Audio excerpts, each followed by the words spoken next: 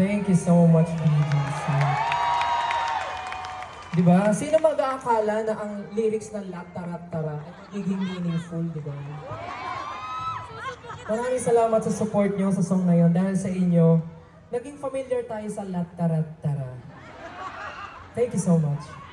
Again, I would like to thank BGC Arts Foundation Inc., Pinoy Playlist Music Festival 2024.